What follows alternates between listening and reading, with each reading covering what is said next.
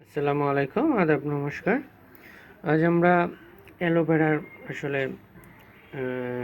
উপকারিতার কথা খুব বেশি বলবো না, কারণ এই বিষয়ে আমার অলরেডি 2-3টে ভিডিও আছে, আপনারা চাইলে চ্যানেল থেকে দেখে নিতে পারেন। তো আমি আজকে যেটা বলবো সেটা হলো অ্যালোভেরা পরিচর্যা। আসলে অ্যালোভেরা আমরা অনেকে জানি না যে কী কী পরিচর্যা করতে হয়, আর সেই কারণে দেখা যায় যে অ্যালোভেরা বিভিন্ন ধরনের রোগ দেখা দিতে পারে। আর সত্য কথা বলতে কি, অ্যালোভেরা আসলে ফুললি একটা ইনডোর প্লান্ট ট্রি। এর জন্য আসলে বাড়তি কোনো পরিচর্যা করতেই হয় না, বরং পরিচর্যা না করলে পরেই এটা বরং খুব বেশি ভালো হয়। আমার আসলে আরেকটা অ্যালোভেরা গাছ আছে, যেটা আমি কিছুক্ষণ পরে আপনাদের দেখাবো।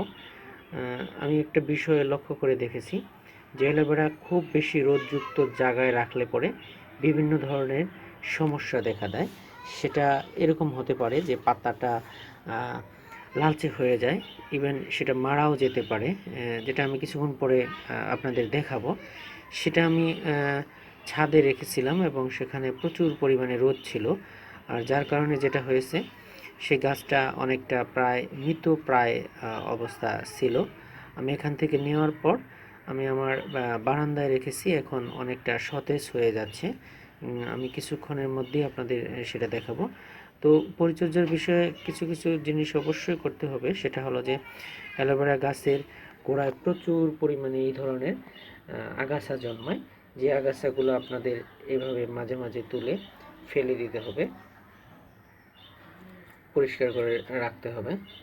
আর আমার এখানে মূলত এই একটা অ্যালোভেরা গাছ ছিল, সেখান থেকে অলরেডি আমার 3টা অ্যালোভেরা গাছ জন্মিয়েছে। আমরা হয়তো বা কিছুদিনের মধ্যেই আরেকটা টবে এটা আমরা ট্রান্সফার করব, সেটাও হয়তো বা আপনাদের দেখাবো আমি। আর এই ছোট ছোট আগাছাগুলো অবশ্যই মাঝে মাঝে পরিষ্কার করে দিবেন। আর একটা বিষয় হলো যে অ্যালোভেরা গাছে পানি দেওয়ার কোনো প্রয়োজন নেই। অ্যালোভেরা গাছ বরং পানি না দেওয়াই ভালো, পানি দিলেই বরং মারা যায়। আর জমা জল যেন বা জমা পানি এখানে যেন না থাকে। বৃষ্টির পর যদি এখানে পানি জমে থাকে, সেই পানিগুলো অবশ্যই আমাদের পরিষ্কার করে দিতে হবে, না হলে দেখা যাবে যে গাছটা খুব সহজেই মারা যাবে। যেটার প্র্যাকটিক্যাল এক্সপিরিয়েন্সে আমার প্রিভিয়াস একটা গাছ ছিল, যেটা আমি কিছুক্ষণ আগে বললাম, সেটা কোনো গুরুত্ব হয়নি, বরং সেটা আরও মৃতপ্রায় অবস্থায় চলে গেছে। বাট এটা অনেক সতেজ এবং খুবই সুন্দর। তো অ্যালোভেরার ব্যাপারে আমার আর যে সাজেশন সেটা হলো যে অবশ্যই আপনারা ইনডোরে রাখবেন, দেখবেন এর কত সুন্দর এটা সতেজভাবে হয়ে যায়। খুবই সুন্দর একটা অ্যালোভেরা গাছ, যেটা আমরা আসলে দেখলে খুবই সবারই পছন্দ।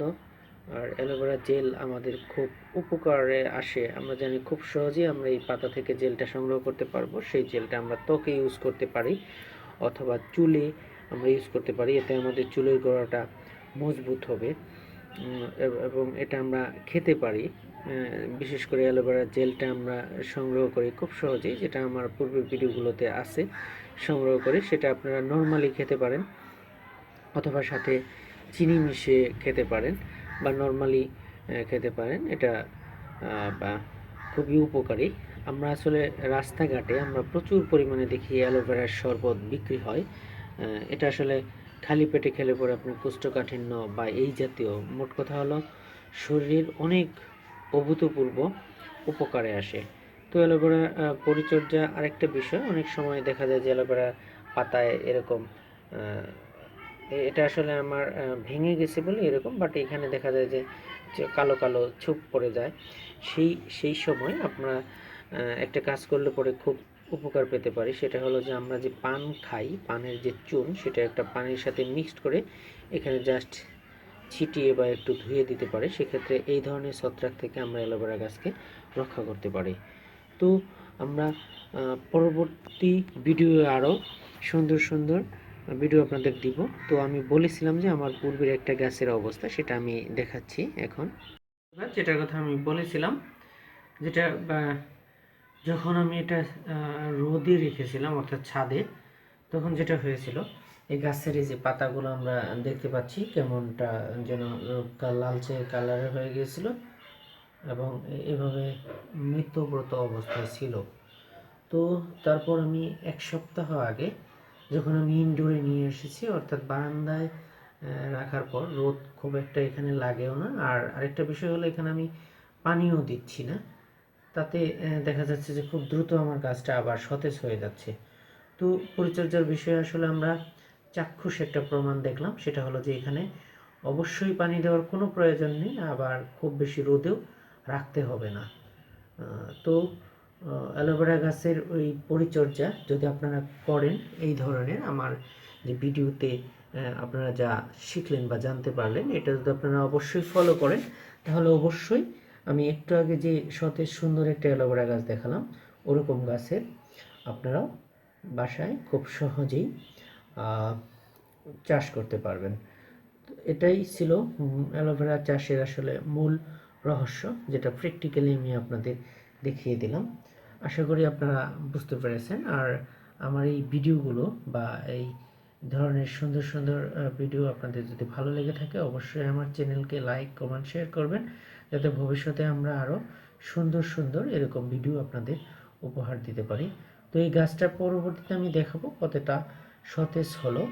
তো আশা করি আপনারা আমাদের সাথেই থাকবেন এবং আমাদের চ্যানেলকে অন্যরা যাতে দেখতে পারে সেজন্য সাপোর্ট, লাইক, কমেন্ট, শেয়ার করবেন এবং পাশে বেল আইকনে অবশ্যই ক্লিক দিতে ভুলবেন না।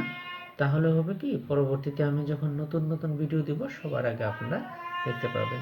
তো সবাই ভালো থাকুন, আল্লাহ আপনাদের মঙ্গল করুন। ধন্যবাদ।